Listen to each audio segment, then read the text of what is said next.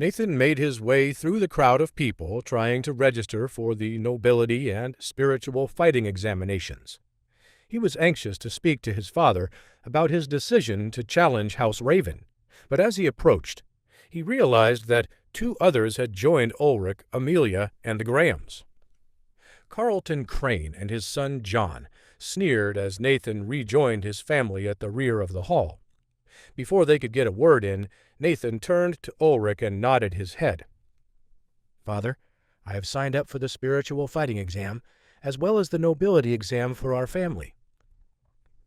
"Nathan Hayfield, I'm glad to see you're still alive. It might be best if you gave up on that spiritual warrior exam right now. You see, only real swordsmen like me have a chance at placing high in it." John Crane cackled as he got up in Nathan's face. Before Nathan could respond, Amelia shoved John out of Nathan's personal space. John tripped and nearly fell to the floor. Nathan couldn't help but smile as his sister defended him. "You idiot! Get out of his face. You have no idea how strong my brother is. He'll wipe the floor with you on that exam." Amelia rushed to slap John as he tried to stand up, but Nathan grabbed his sister's hand before she could land a strike. "Amelia, relax. It's okay." Reluctantly, she lowered her palm. Nathan turned to John and offered out his hand to him. John scowled and ignored the helping hand. Nathan shook his head. "Why bother arguing here, John? Why not let our grades on the examination do the talking? And if you're still as strong as you say you are, we can settle things between our houses in the aristocracy exam. You are challenging us, after all, aren't you?" "Why, you cocky son of a—" Carlton Crane cut off his son by grabbing his arm and pulling him away from Nathan. Enough of this nonsense. You're embarrassing me in public." In truth, Carlton Crane knew that open combat between his family and the Hayfields would only end in disaster. With the support of the High Lord Raven, Carlton could take them down in the aristocracy examination without an issue. But right now, when the Cranes would have to fight on their own, they could not risk losing a public skirmish. Sure, it was a well-known rule that noble challenges could be fought only between blood relatives of a family's house. There were plenty of loopholes around this issue. Normally, this rule was in place in order to avoid the risk of a wealthy family buying strength from a bunch of sellswords. But the High Lord Raven had thought of a workaround to support the Crane family. By claiming that some of House Raven's strongest warriors had distant lineage relations with House Crane, the High Lord Raven could send his men into the aristocracy exam to support Carlton against the Hayfields. At least, that was the plan. This was yet another reason why Carlton wished to avoid conflict here. Instead, he simply scoffed at the Hayfields and the Grahams. "We wished to inform you of our intentions to challenge your family during the aristocracy exam. However, it's not too late to surrender the seat peacefully and accept me as your future lord. I promise I'll be merciful and do my best to protect you from House Clay and House Raven." Nathan chuckled audibly. "Father, sister, let us take leave of this place. There is nothing left for us to stay here." Baylor and Podrick waved goodbye to their friends as the Clay family stewed in anger. Podrick's voice cut through the throng of people lining up in the meeting hall. "Go and be well, my friends, and, Nathan, best of luck to you on your examination." Ulrich smiled and boomed back to his friend from across the hall. "And to you as well, Podrick. Good luck to Baylor." Carlton's face shook with rage. He called out across the hall towards the Hayfields as they left. "Mark my words, Ulrich. You're making a mistake. Enjoy your title while you have it, for in a few days' time my family shall sit in your seat. Do you hear me? Your days are numbered, Ulrich Hayfield." As they left the room, Nathan shared a chuckle with his family. "I was wondering how long it would take for him to scream at us again, Father, and at such a high volume. Boy, he'd have a much better career as a bard than as a lord of the realm. Amelia giggled at his joke as Ulrich's eyes began to water. Really, Nathan, you jest well, but we ought not to underestimate them. Don't worry, Father. I've estimated them quite accurately. Podrick smiled as he finished waving and looked down at his son. Then, suddenly, the Grahams became aware of the fact that they were still standing next to the Cranes. Podrick whispered to Baylor as he ushered him away. "Come, Baylor, we'd best leave as well before the volcano mouth erupts once more." Carlton Crane's head whipped around towards the Grahams. Veins bulged in his neck as he screamed, "I heard that! You impudent knave!" Carlton's voice was so obnoxiously loud that even his son, John Crane, stuck his fingers in his ears. After registration day was over, Nathan continued to train in his hotel room as he waited for a few more days to pass before the spiritual fighting examination. He focused on improving his Asura Eye technique and got into the habit of running the perimeter of the city twice each day. Without his great metal training bars, he did not wish to break anything, so he shadow-fenced for several hours each day, channeling the power of Asura into his body and imagining a sword in his grasp, pictured the High Lord Raven's face every time he struck his final blow. During this time, he also searched in vain for clues about his mother's murder. Ulrich also did this, but with little success.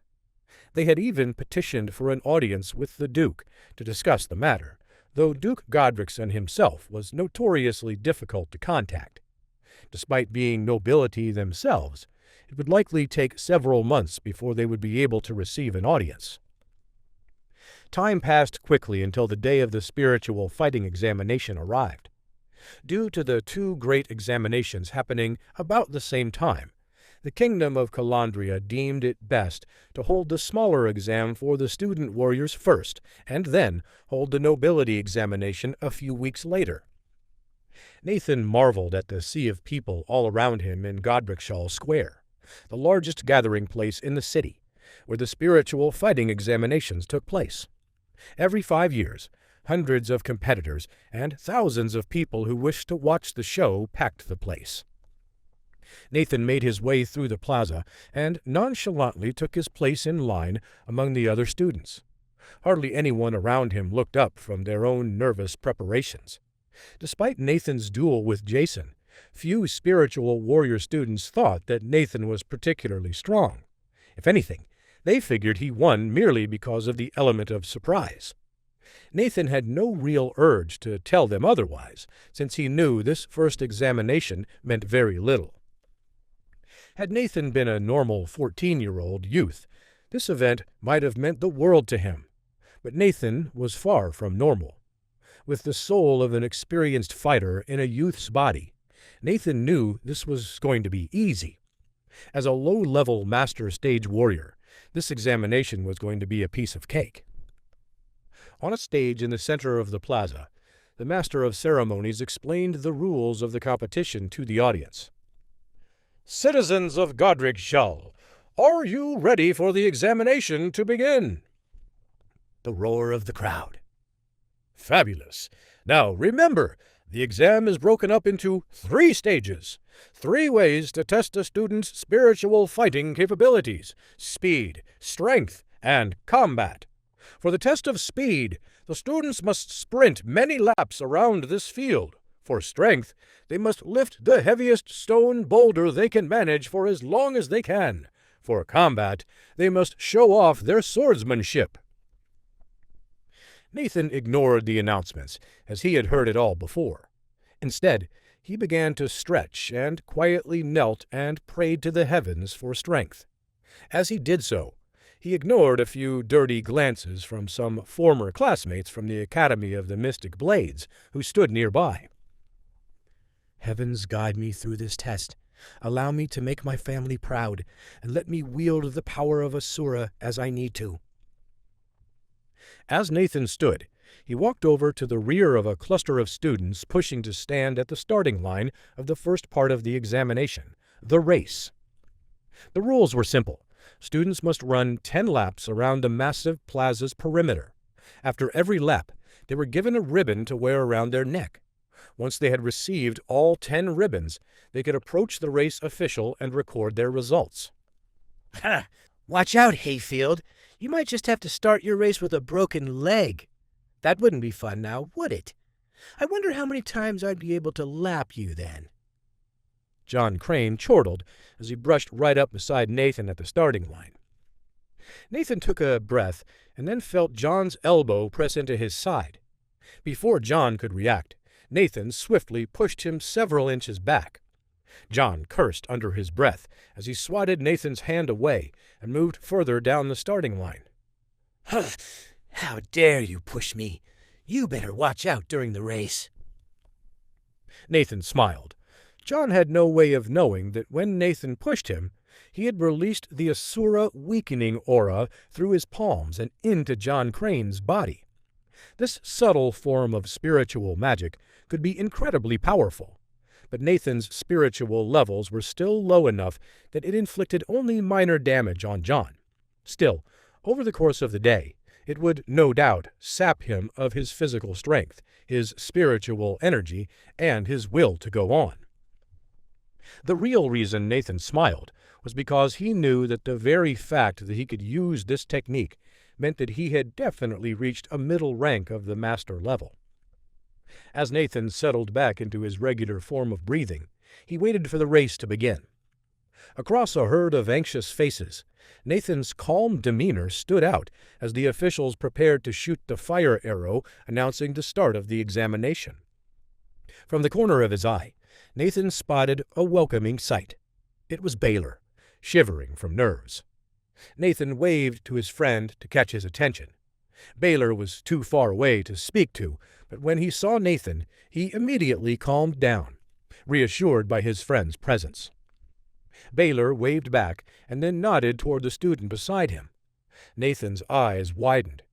Standing next to Baylor at the starting line was none other than Stuart Lightstone. Stuart nodded his head respectfully toward Nathan. Nathan grinned and nodded back. Re-inspired by the sight of his allies, Nathan felt confident there would be no trickery or sabotage of his race by House Raven or House Clay. As the official with the bow tried and failed to light the arrow to announce the start, Stuart whispered something in Baylor's ear. Baylor nodded profusely and then rushed down the line of racers toward Nathan. Baylor, my friend, what is it? As Baylor reached him, he immediately whispered in Nathan's ear. A word of caution from Stuart. His father told him that this race is not as simple as it seems. There are unseen obstacles that you must be wary of. What sort of obstacles? Swoosh! Finally, the official's arrow caught fire, and he shot it high into the sky. As the arrow arched and reached its zenith, it exploded into a massive fireworks display. Fireworks crackle. Before Nathan could get anything more from Baylor, the tide of racers pushed them forward past the starting line. The spiritual warrior examination had begun.